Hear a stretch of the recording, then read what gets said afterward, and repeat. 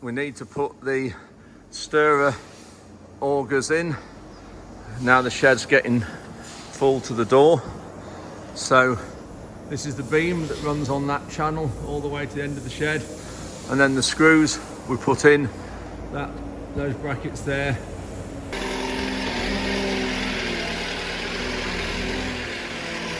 We've had to put the bucket in the heap to move the grain out of the way so we could get the screw in.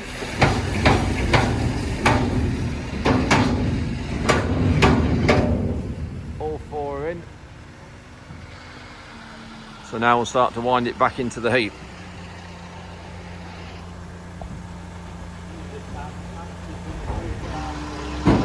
The shed's filling up. We've just reached the edge of the drying floor. Now on the concrete, got another load being tipped at the minute.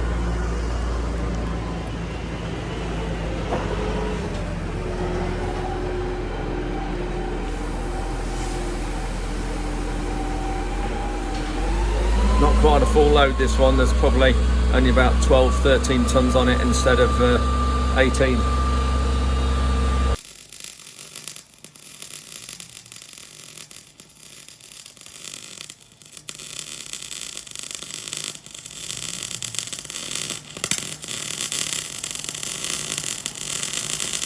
If anybody doubts Steve Orchard's capabilities, you're wrong, because look at this. Here he is now driving a combine, as well as editor and presenter of the Links FM farming programme, which is on every Sunday morning 7 AM, is now our relief combine operator. Thank goodness for GPS.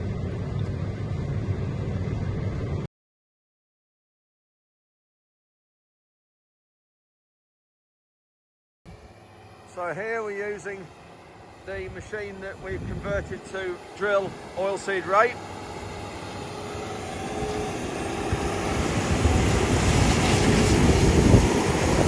It's got 11 low disturbance legs in it,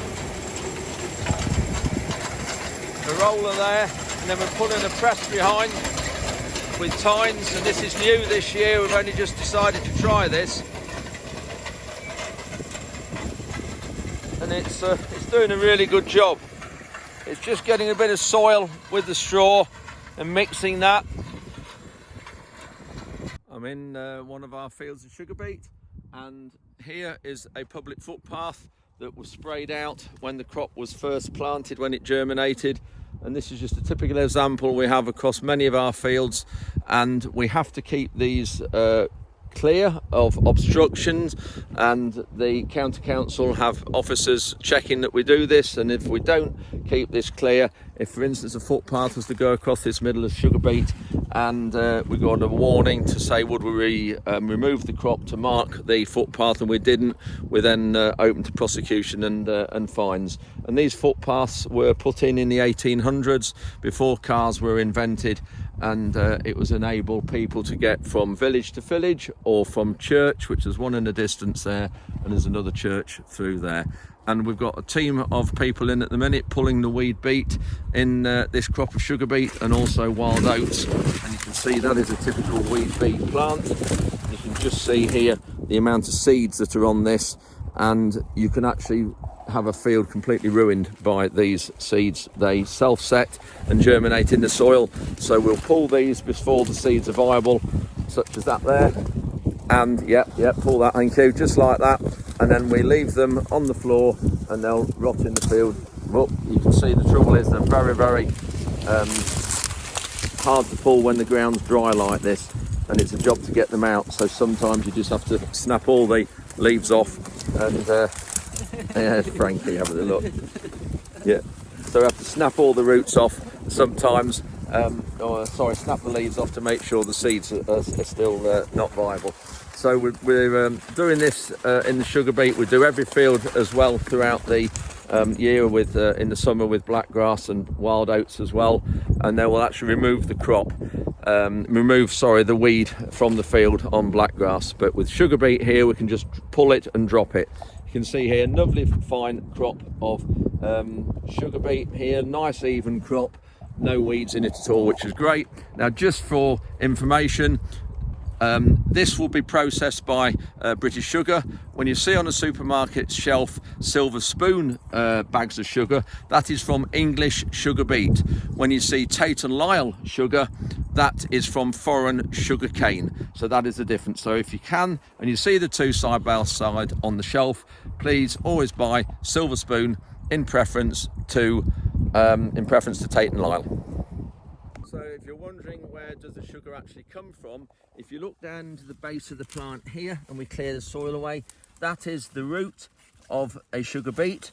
You can see by the size of my hand how big it is, and that is what is processed by the sugar beet factory here. We have one only 12 miles away at Newark, so obviously the food miles are really short, which is great as well for the environment. And also for be able to produce food locally. So you can see here all these sugar beet there, that's the root. That's not very big yet. That one's sticking out the ground a bit, which is fine, but it's early yet. This crop will bulk up quite a lot and the roots will get a lot bigger yet, but we will harvest this field probably towards the end of September. Newark factory opens on the 21st of September and starts processing, so that's only 3 weeks away. But this is a sort of a typical example of how sugar is produced in the UK. So we have a welfare trailer for when we have our team of hand rogers to help us hand weed our crops.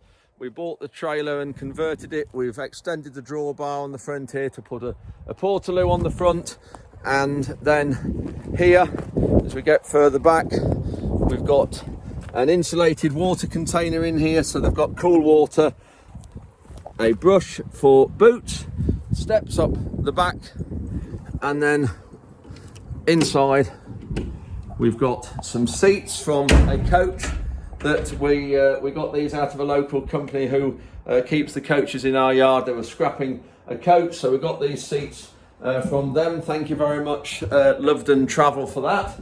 Got waterproof leggings at the front for first thing in the morning when the crops are wet, to save them getting the legs wet and trousers wet. And then we've got seats here for them to sit in and keep out the weather if the weather happens to turn cloudy, or turn rainy and not very nice. So this is what we've got, and we use this for this type of thing, and we also use it for our open days because we do a fair bit of work with a company called Agri, and we have open days where other farmers come and visit, so we're using this to take farmers around and to have it as a welfare trailer and portaloo out around the farm in the crops. So this is the straw rake that we've just bought, and the idea of it was to spread out the straw that our combine hasn't spread, because our combine isn't good at spreading the chopped straw the full width of the header. You can see here lots of straw here. This is oats. We combined this yesterday. Mat of straw there. You can see lying down the field there, and not very little straw there. That's a lot of chaff. So the idea is to spread the thick areas into the thin.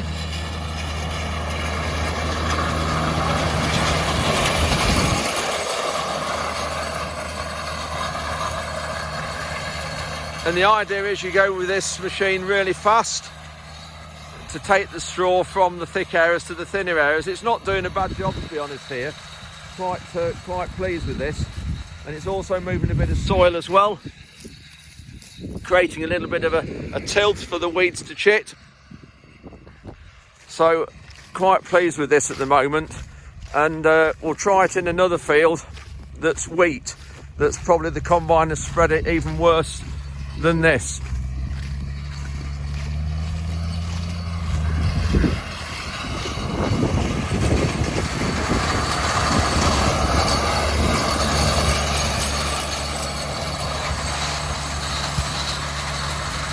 Good job we're on the fast track. We need to be going at an angle to the tram lines and to the drilling, which is down there. So of course the fast track with GPS is great for this. I'm back in one of the fields of beans that were sprayed 3 days ago, I think it was, to kill the rubbish and the weeds off. You can see there's quite a lot here.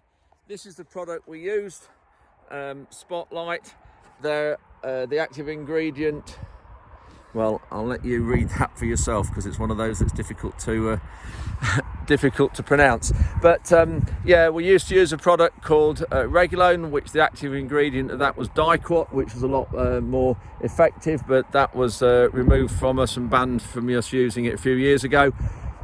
We can't use glyphosate on this crop because it's a crop for seed for other farmers to grow, and so that would affect the germination if we did. So this is just going to take a bit longer than I thought, and also the crop is a bit thinner than I'd have liked, but it's the first time we've grown beans for a number of years. So just looking across the other side of the field, other side of the track, we've got one of our winter bird food plots here.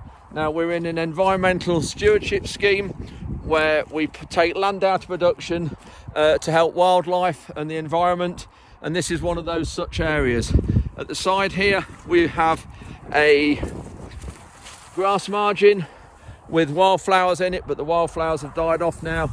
You can just see all the amount of insects that there would have been in there, and these have been down since 2005, these margins, so lots of activity in here. But this is great when you start looking in here. We've got about 8 or 10 different species, and look at the bees there on that Phacelia. Lots of bees around here. There, great crop, big bee there.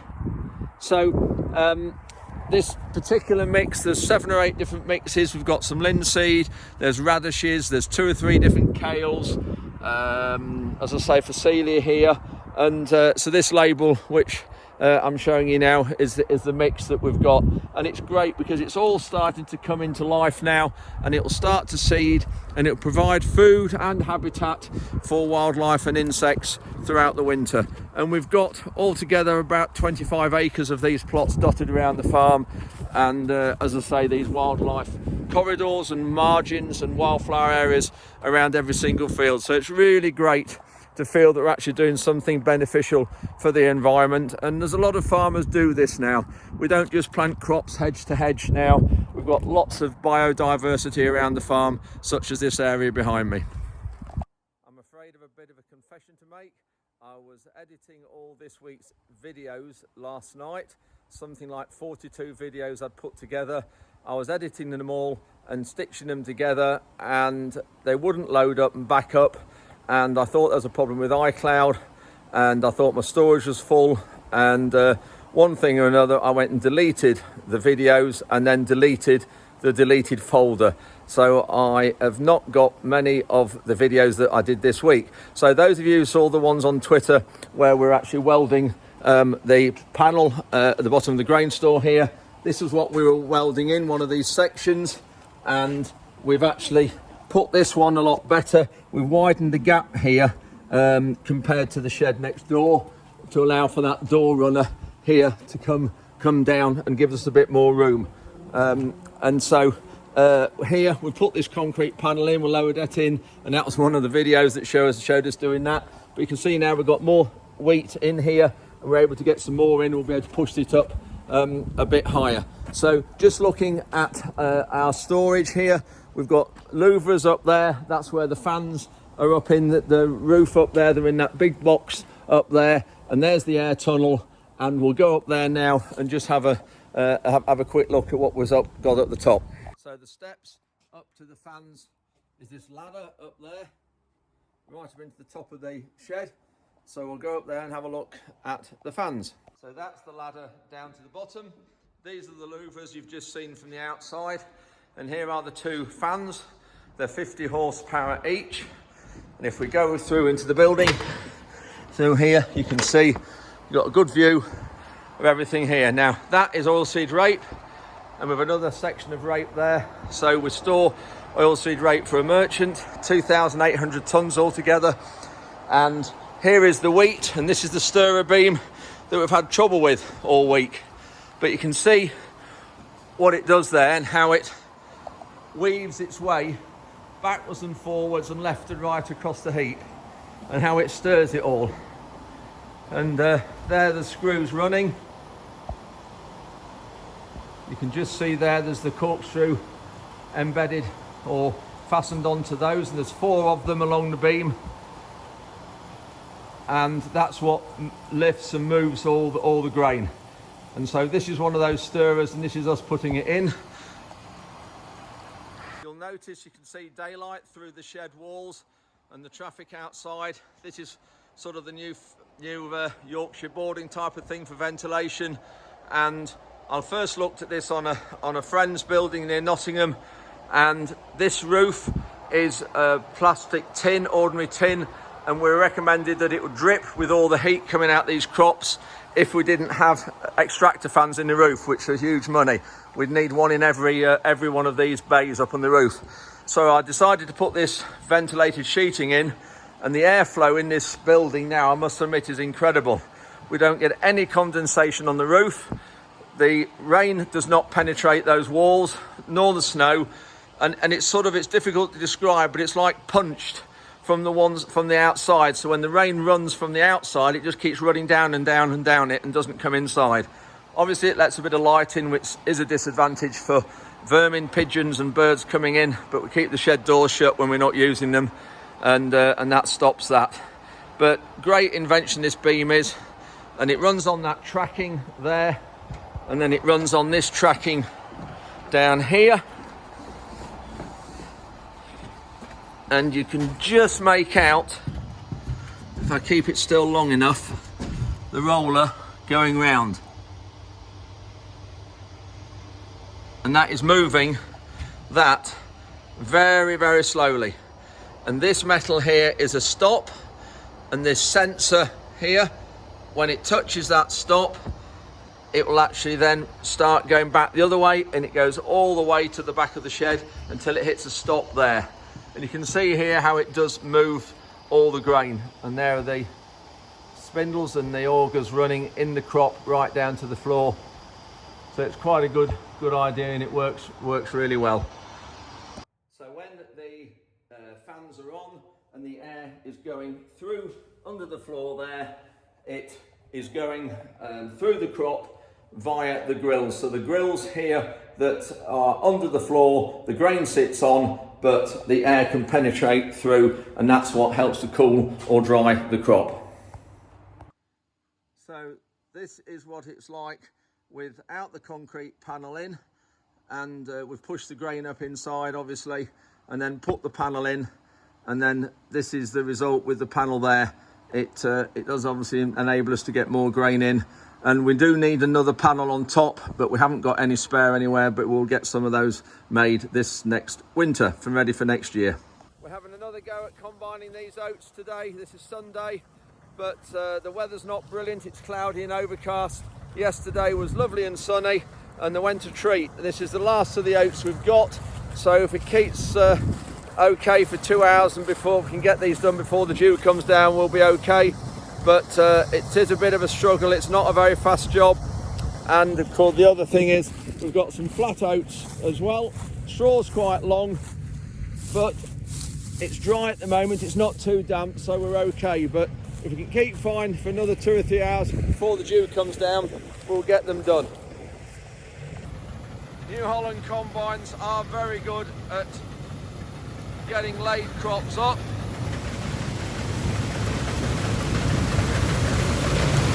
We haven't got lifters on,